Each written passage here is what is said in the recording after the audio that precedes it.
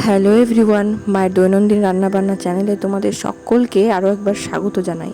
তো আজকে ছিল পয়লা বৈশাখ, তো সকলকেই সবার আগে জানাই আমার তরফ থেকে পয়লা বৈশাখের প্রীতি ও শুভেচ্ছা এবং সবাইকে শুভ অভিনন্দন। তো গাইস, আজকে যেহেতু পয়লা বৈশাখ, তো বাড়িতে মাংস না হলে হয়, তো তাই বাড়িতে মাংস হবে। তো মা আজকে ঘরোয়া পদ্ধতিতে রান্না করবে। তো চলো ভিডিওটা দেখে নেওয়া যাক। তো প্রথমেই দেখতেই পেলে যে কড়াই গরম করে আলুটা মা ভেজে তুলে নিল। তুলে নেওয়ার পর আবার তেল দিল। তেল দেওয়ার পরে তারপরে এর মধ্যে দিয়ে দিল পেঁয়াজ কুচি। পেঁয়াজ কুচিটাকে এখন হালকা করে একটু ভেজে নেবে, লাল লাল করে, মানে খুব বেশিও না, খুব একদম যে কম সেটাও না, মানে মাঝামাঝি নর্মালি একটু ভেজে নেবে। ভেজে নেওয়ার পরেই এর মধ্যে দিয়ে দিল মশলাগুলো। এর মশলার মধ্যে রয়েছে আদা, জিরে, রসুন, পেঁয়াজ, শুকনো লঙ্কা, এসব। তো যাই হোক, মশলাগুলো প্রথমে দেওয়া হলো। দেওয়ার পরে এখন এটাকে কষিয়ে নেবে। তো তো যাই হোক, এর মধ্যে এখন মা দিয়ে দিল হলুদ গুঁড়ো। তো হলুদ গুঁড়ো দিয়ে একটু হালকা করে নাড়াচাড়া করে নেবে। নাড়াচাড়া করে নিয়ে একটু এটা মানে কষবে। তো দেখতেই পাচ্ছ যে এখানে একটু কষা কষা হচ্ছে। তো কষা কষা হতে হতেই মায়ের মধ্যে দিয়ে দিল মাংসটা। ভালো করে ধুয়ে রাখা ছিল মাংসটা। তো যাই হোক, তো মাংসটা দেওয়ার পরে একটু নাড়াচাড়া করে নিচ্ছে, কেননা এটা এখন এর মধ্যে কষবে। তো মা ভাবলো যে আজকে একটু তাড়াহুড়ো রয়েছে, যেহেতু অনেকটা বেলা হয়ে গেছে, অনেক রান্না করলো। তো যাই হোক, তো এর মধ্যেই মা আলুগুলোকে এর মধ্যেই দিয়ে দিল, আর সাথে একটু জলও দিয়ে দিল, যে একসাথে আজকে কষিয়ে নেবে।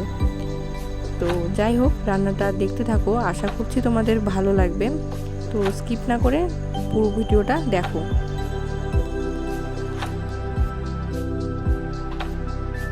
তো গাইস, মোটামুটি নাড়াচাড়া করে নেওয়ার পরে এর মধ্যে মা দিয়ে দিল লবণ, কারণ লবণটা দিলে এখন একটু মাংসটা থেকে একটু জল ছাড়বে, যার ফলে কষাটা ভালো হবে। তো তাই জন্য এখন লবণটা দিয়ে একটু নাড়াচাড়া করে নিচ্ছে, হালকা করে একটু এখন জলও উঠবে। আর জল উঠবে বলতে তার মধ্যে আর একটু জলও অ্যাড করে দিল, কেননা এখন মাংসটা তাহলে ভালো একটু কষে যাবে। এখন তাই একটুখানি জল দিয়ে একটু নাড়াচাড়া করে নিয়ে তাই একটু ঢাকা দিয়ে দিবে। তো তার কিছুক্ষণ পরপরই একটু ঢাকা খুলে নিচ্ছিল মা। তো ঢাকা খুলে দেখলো যে মোটামুটি হয়ে আসছে প্রায়। তো তাই একটু নাড়াচাড়া করে দেখে নিচ্ছিল।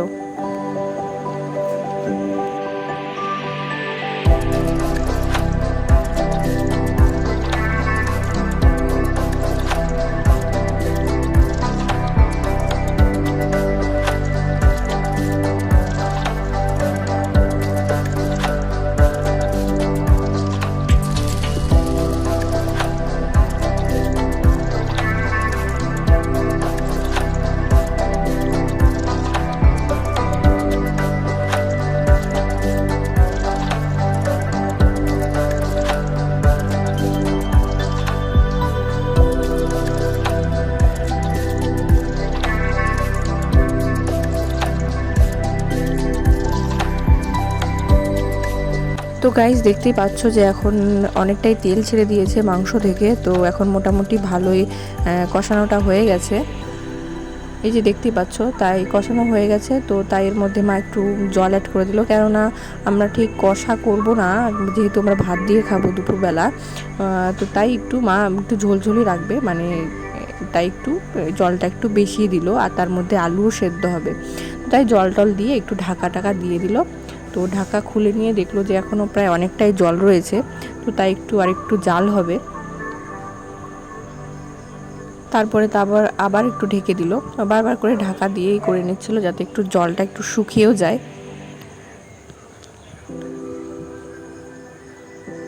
তো দেখতেই পাচ্ছ মোটামুটি অনেকটাই প্রায় হয়ে আসছে।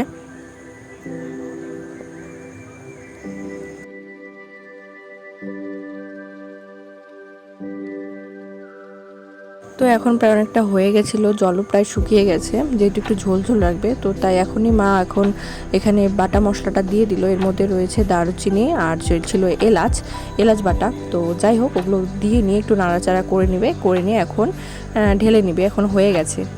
তো এই যে ফাইনাল লুক গাইস, দেখো এটাই ছিল আজকের রান্না, ছিল মাংস। আজকের স্পেশাল রান্না এটাই ছিল। তো যাই হোক, থ্যাঙ্কস ফর ওয়াচিং, দেখা হচ্ছে পরের ভিডিওতে।